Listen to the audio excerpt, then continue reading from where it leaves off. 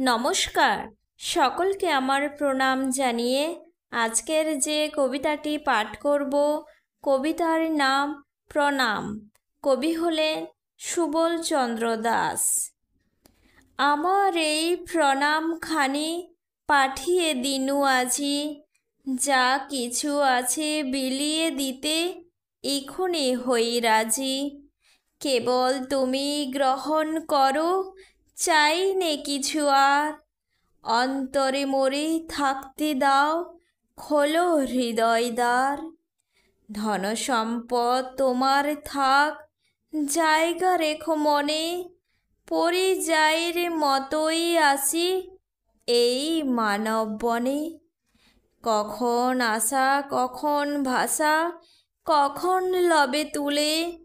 প্রমাণ দিতে এলাম চলে, যেও না তুমি ভুলে।